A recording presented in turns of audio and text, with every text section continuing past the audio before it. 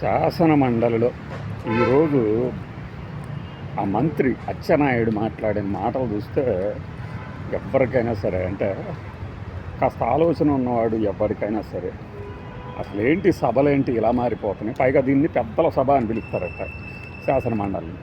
అట్లాంటి చోట పోయి మీరు క్రిస్టియన్లు, జగన్మోహన్ రెడ్డి క్రిస్టియను, వైఎస్ఆర్సీపీ పార్టీ వాళ్ళు హిందుత్వం మీద దాడి చేస్తున్నారు అంటూ ఏంటి అసలు ఆ పదాల ప్రయోగం ఏంటి? పైగా దానికే సారీ చెప్పడం.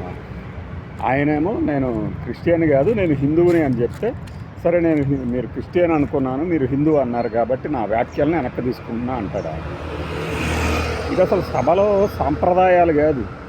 మనం ఇన్నేళ్ల నుంచి శాసనసభకి ఎన్నికవుతున్నాం కదా, సీనియర్ మంత్రులు అని చెప్పుకుంటాం కదా, కనీసం అంటే కనీస స్థాయిలో కూడా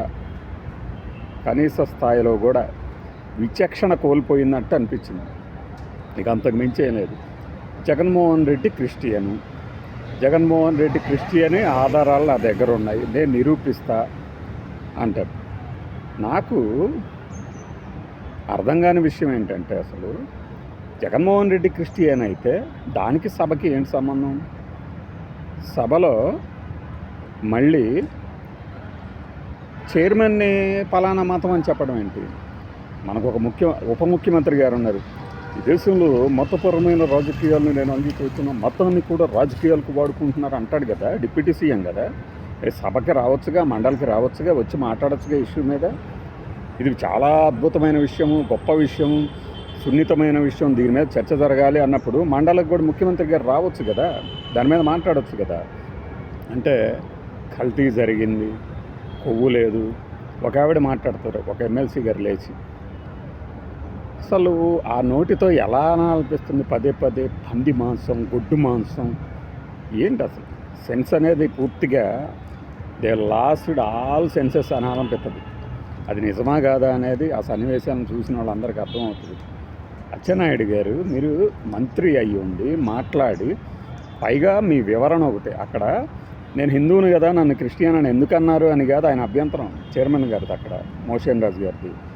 సభలో మతాల ప్రస్తావన తీసుకురావడం ఏంటి, దాన్ని మళ్ళీ చైర్కి యాట్రిబ్యూట్ చేయటం ఏంటి, అందుకనే ఇలా చేశారు అనేదంటే, మీరు పోయి తెలివిగా మీరు హిందువు క్రిస్టియన్ అయితే అలా అనుకున్నాను ఇలా అనుకున్నాను అని కవర్ చేయకున్నాను. సిగ్గుండాలి కదా. ఇంతవరకు వైఎస్ఆర్సీపీ ఎప్పుడైనా సరే, అంటే ఏ సందర్భంలో అయినా కావచ్చు, మనకు తెలిసినంతవరకు ఒకవేళ మాట్లాడిందేమో నాకైతే తెలవదు, కానీ ఫలానా వాళ్ళు ఫలానా కులం కాబట్టే నువ్వు ఇలా ఉంటున్నావు అని ఎప్పుడైనా మాట్లాడారా? అసలు మతం గురించి ప్రస్తావన ఏంటి సభలో? మీరందరూ ఒకటే మతం కాబట్టి ఇలా చేస్తున్నారు అలా చేస్తున్నారు. అది ఎంత రాంగ్ సిగ్నల్, రాంగ్ డైరెక్షన్ అంటే, బహుశా అనుకుంటున్నారేమో ఈవీఎంలో పడిన ఓట్లలో మాకు సంబంధించినవేమో. నేను కొంతమంది మన మిత్రులు చెప్తుంటారు, తూగోపాగో జిల్లాల్లో మొత్తం చాలామంది కన్వర్టెడ్ వాళ్ళే ఉన్నారండి పలానా కులంలో అని. నేను ఆ కులం పేరు కూడా చెప్పను కూడా. కులము మతము లేచిన దగ్గర నుంచి కులము మతము అంటూనే అవతలవాడ రాజకీయం చేస్తున్నాడు అంటమేంటి? పోనీ అవతలవాడ రాజకీయం చేశాడు, జగన్మోహన్ రెడ్డి అదే రాజకీయం చేశాడు అనేది మీ ఆరోపణ కదా. మరి మీరెందుకు చేస్తున్నారు? కనీస జ్ఞానం లేకుండా, ఒకవేళ అసలు ఎలా తయారు చేస్తున్నారంటే, గతంలో కూడా మనం చెప్పాం, ఏంటి క్రిస్టియన్ అనే పదం ఏమన్నా పెద్ద తప్ప, క్రిస్టియన్గా పుట్టడం తప్ప అని. అదొకసారి ఇంకొకసారి అనాలనిపించదా? అతను క్రిస్టియన్, మీ పార్టీ క్రిస్టియన్ పార్టీ అంటే ఏమనుకుంటున్నారు? అలా అనగానే హిందువులు అనబడే వాళ్ళందరూ జగన్మోహన్ రెడ్డి మన హిందువు కాదు, క్రిస్టియను, మేము ఓట్లు వేయమంటారా? అవన్నీ చూసి ఆయన స్కీములు ఏమైనా అమలు చేశాడా? అవన్నీ చూసి నాడు నేడు అమలు చేశాడా? అవన్నీ చూసి ఈ యొక్క మెడికల్ కాలేజీలని ప్రైవేటు పరం చేయొద్దు అన్నాడా? అవన్నీ చూసి మిరప రైతులు, బత్తాయి రైతులు, అరటికాయ రైతుల దగ్గరికి వెళ్ళాడా? అవన్నీ చూసి వెళ్ళాడా? పోనీ మీరు అవన్నీ చూసి ఏమన్నా నష్టపరిహారం ఇస్తున్నారా? నిజంగా అలా జరుగుతుందా? ఇది మతం చూసి మీరు కనుక అంటే ఏంటి, రాబోయే రోజుల్లో మీరు చర్చిలకి ఫండ్స్ ఏమైనా ఆపేస్తామని ప్రకటిస్తారా? చెప్పండి, అది కూడా చెప్పండి. క్రిస్టియన్లు మనుషులు కదా, ఇలా అడగగానే వీడు అదే వాడు ఇదే అని అనడం కాదు. మీకు బుద్ధి ఉంటే, సిగ్గుంటే, జ్ఞానం ఉంటే మీ చుట్టుపక్కల బతుకుతున్న వాళ్ళు ఎంతమంది మిగిలిన మతాల వాళ్ళు లేరు? మన స్నేహితులు ఉండరా?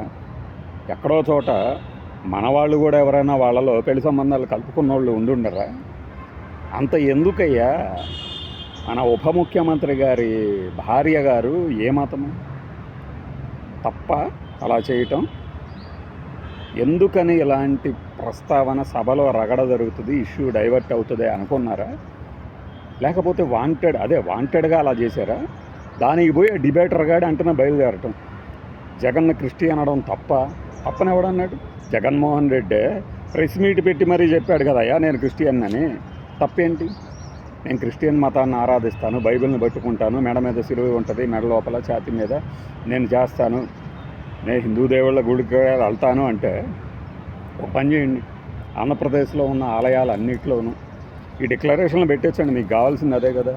దేవుడిపై నమ్మకం ఉందని నేను అసలు ఆ డిక్లరేషన్లో ఈ గాడిని నేను నమ్ముతున్నాను అని సంతకం చేయాలా? సంతకం చేసిన వాళ్ళకి నమ్మకం ఉందా? సంతకం చేయని వాళ్ళకి నమ్మకం లేదా?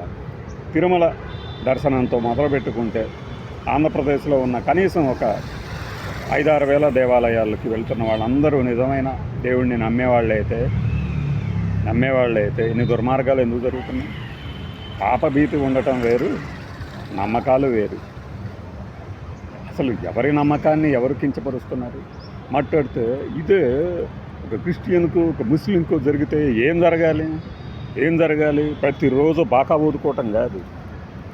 అరే మండలిలో ఒక మంత్రి ఒక స్పీకర్ చైర్లో ఉన్న వాళ్ళని పట్టుకొని మీది పలానా మతం వాళ్ళదా మతం కాబట్టి మీరు వాళ్ళకి అనుకూలంగా వ్యవహరిస్తున్నారు అంటారా? జరిగిందా ఇది ఎప్పుడైనా? నిజమేనా ఇది? అసలు నేను నమ్మలేకపోతున్నాను అనమాట చాలాసేపటి దాకా. అన్నాడా లేదా అని చూస్తే ఉన్నది. ఇలాంటి అంతే ఎన్నుకున్నారు కాబట్టి భరించాల్సిందే, ఎన్నుకున్నారు కాబట్టి భరించాలి, కాబట్టి వాళ్ళు గొప్పోళ్ళని కూడా అంగీకరించాలి. ఇదే మన వాళ్ళు. నేను ఒకటే చెప్పా, మత సామరస్యాన్ని కాపాడుతానని. అదే సమయంలో హిందువుల మీద దాడులు జరిగితే ఇప్పుడు సభలో ఏం జరిగింది? దాడి ఎవరు చేశారు? మాటల దాడి. ఇది తప్పు కదా? ఏమాత్రం అనిపించట్లేదా? మనం క్రిస్టియన్ కాకపోయినా కూడా ఆయన మాట అనడంతో అరే క్రిస్టియన్లు పుట్టడం, క్రిస్టియన్లుగా ఆ మతాన్ని ఆదరించడం, అందులోకి మారడం అనేది సరే. మారడం అంటే వాళ్ళ కంపల్సనో ఇంకేదో ఉండొచ్చు. క్రిస్టియానిటీ తీసుకున్న వారికి పుట్టడము తప్పుగా ఎలా మాట్లాడతారు? ఆ మాటల ధోరణి కానీ వాటి సారాంశం కానీ అదే కదా చెప్తుంది. అదేదో మహాపాపమైనట్టు, వాళ్ళందరికీ హిందువుల మీద విపరీతమైన ద్వేషభావం ఉన్నట్టు, అందుకే ఏదో కల్తీ జరిగినట్లు. పోనీ అది జరిగితే ఆ కల్తీ చేసిన వాళ్ళు అనుకుంటే ఆ బోలే బాబా వాళ్ళందరూ ఎవరు? హైందవులం ఉన్నవాళ్ళు కదా? ఈ మాత్రం జ్ఞానం లేదా? నశించిన ఈ జ్ఞాన చక్షువులన్నీ నశించిపోయి రాజకీయం మాత్రమే మిగిలి ఉన్నప్పుడు మాత్రమే ఇలాంటి డైలాగులు కొట్టగలరు. ఇంతకు మించి ఇంకా మాట్లాడుతూనే ఉండాలనిపిస్తుంది ఇలాంటివి చూసినప్పుడు. అదనమాట. చూడండి మీరు వారి తాలూకు పైత్యం ఏ స్థాయికి చేరింది అని. ఈ ఇష్యూ మీద జరిగితే కాస్త కూస్త మైలేజ్ వస్తుంది అనేది ఒక ఆలోచన ఏమో. ఈ వివాదంతో సంబంధం లేని వాళ్ళు, దాని గురించి స్పందించకూడదు అనుకున్న వాళ్ళకు కూడా స్పందించేలాగా చేస్తున్నారు కూడా.